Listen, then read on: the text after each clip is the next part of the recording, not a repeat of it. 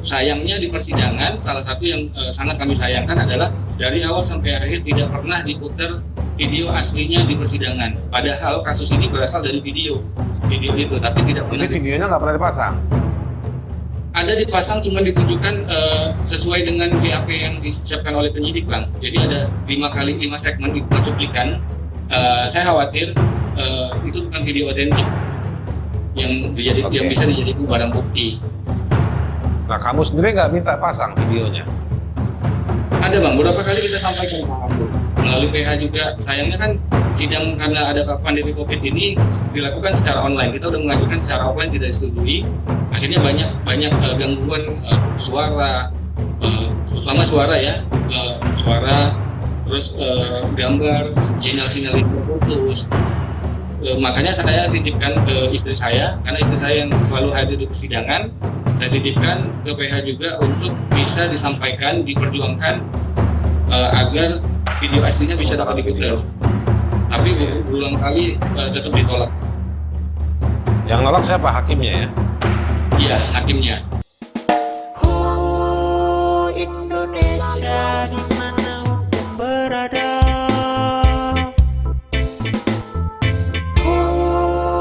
Indonesia sedang darurat hukum keadilan. Yang menjadi permasalahan terhadap kasus ini adalah video. Lalu kenapa videonya tidak pernah diputar di persidangan? Ini tentu sangat mengkhawatirkan, terutama sangat merugikan kami sebagai pihak yang dilaporkan, yang didakwakan melakukan kesalahan. Sehingga akhirnya saya mencoba juga, saya melampirkan pada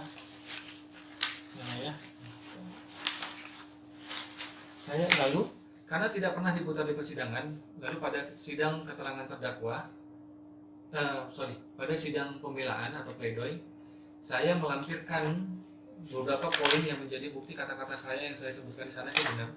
Ya, saya lampirkan juga di halaman pertama. Ini semuanya diserahkan ke 3 hakim, masing-masing dapat 1 bundel bukti ini. Lalu ke JPU 1, Panitera 1, PH dan saya. Di sini saya lampirkan CD berisi video asli live streaming tersebut. Di sini juga screenshot dari hasil-hasil yang muncul dari aplikasi resmi yang kami pakai. Lalu surat-surat dari Komnas HAM, Ombudsman, ini juga dilampirkan semua.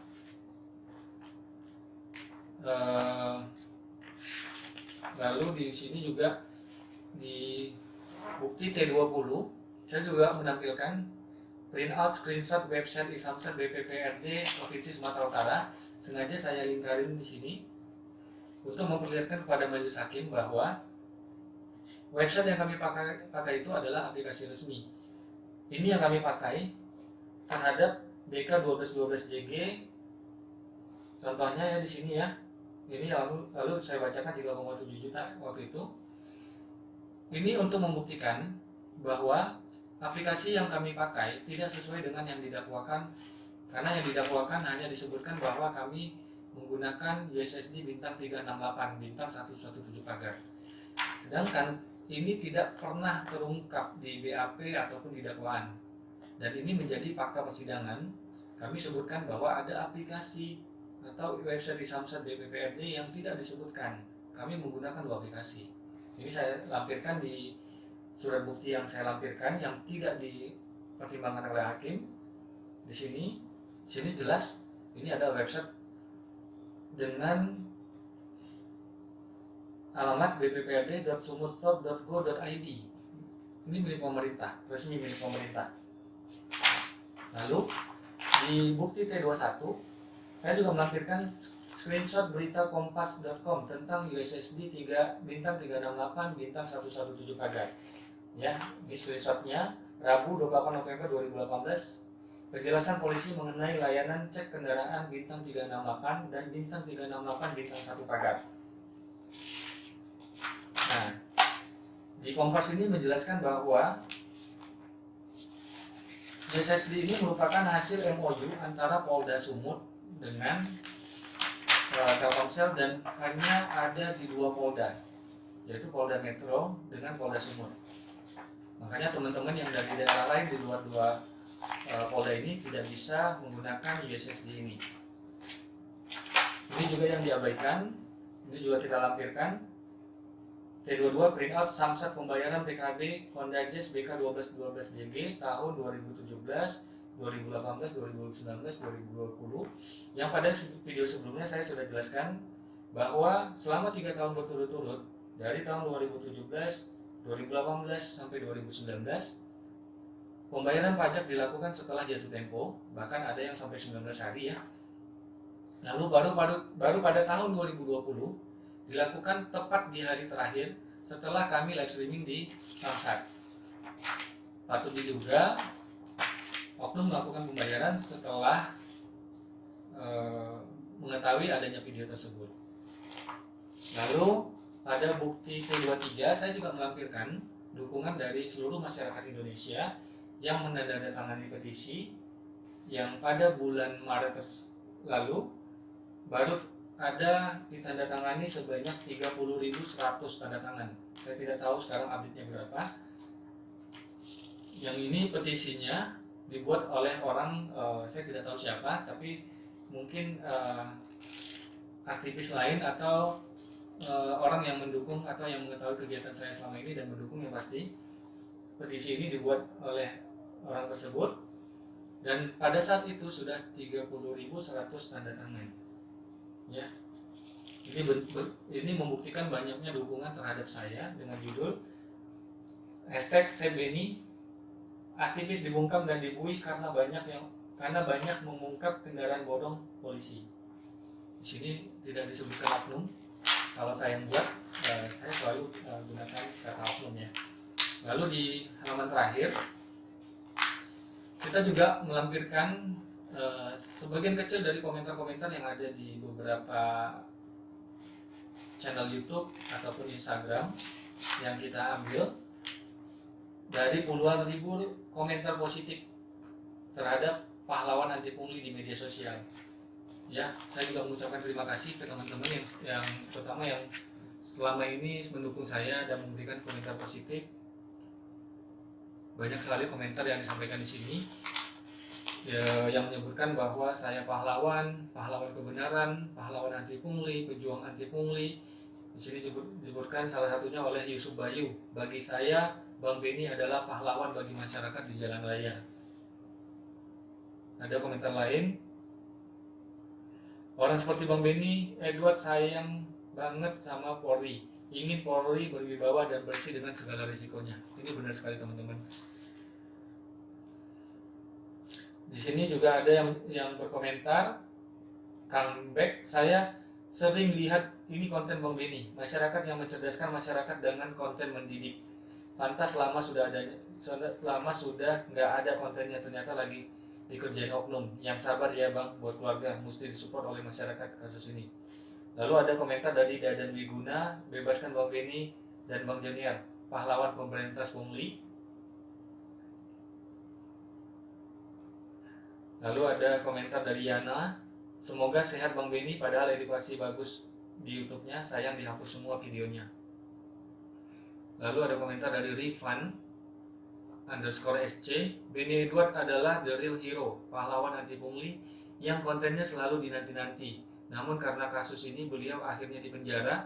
Semoga beliau aman-aman saja. Mari sama-sama kita doakan beliau semoga baik-baik saja. Dan setuju, like dan komen, amin. Lalu ada komentar dari Joni Apriyadi, saya adalah salah satu subscriber Bang Benny. Semua video yang diunggah merupakan edukasi, informasi dan membantu institusi Polri untuk membersihkan oknum-oknum yang korup, kotor, pungli dan harus dibela. Semoga Pak Kapolri segera tindak tegas jajaran oknum yang meruntuhkan integritas Polri. Ini sangat mewakili saya.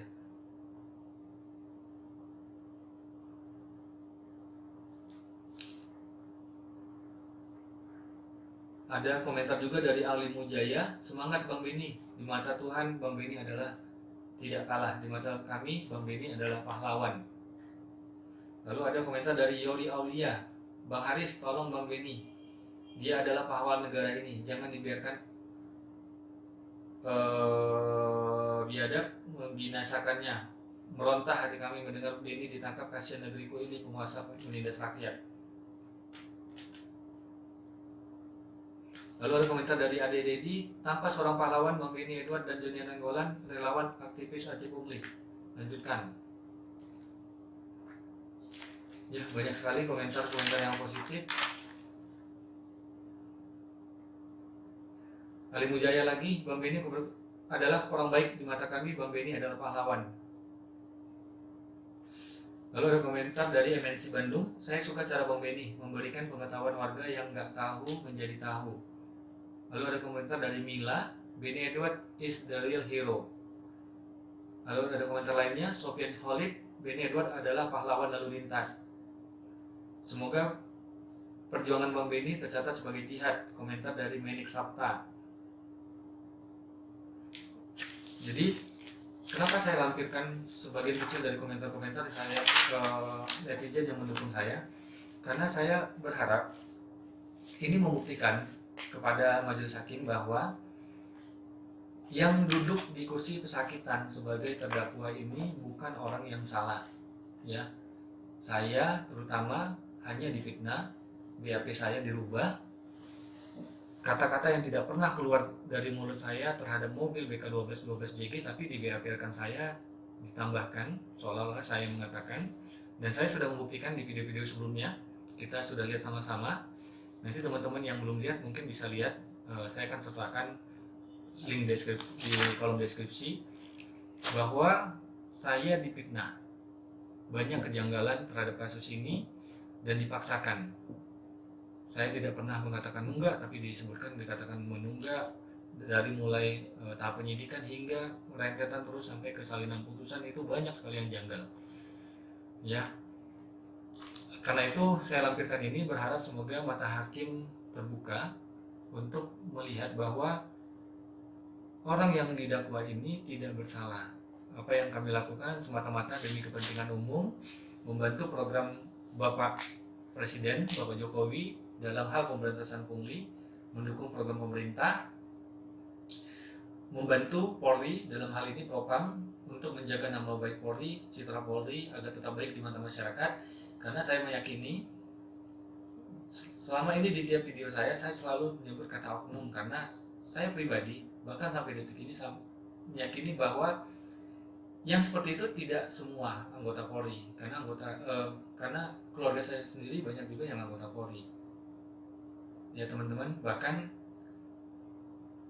abang saya juga ada yang bekerja di Polrestabes Medan dan pangkatnya sekarang sudah kombes. Ya, ketika saya ditangkap pun beliau ini seorang direktur di sana, tapi memang sayangnya beliau tidak melakukan apa-apa untuk membantu saya. Tidak tahu kenapa. Nah, itu saja yang ingin saya sampaikan. Sebenarnya tujuan kami ini baik. Seharusnya hakim matanya terbuka dan tidak memutus kami bersalah dengan banyaknya fakta yang kami ungkap di persidangan. Banyak hal yang dikesampingkan, sebundel barang bukti yang saya lampirkan, pendapat ahli, saksi ahli pidana, fakta-fakta lain yang sebelumnya sudah saya jabarkan satu persatu. Semoga keadilan masih bisa didapatkan nanti di upaya hukum terakhir melalui peninjauan kembali. Mohon doa dari teman-teman semua.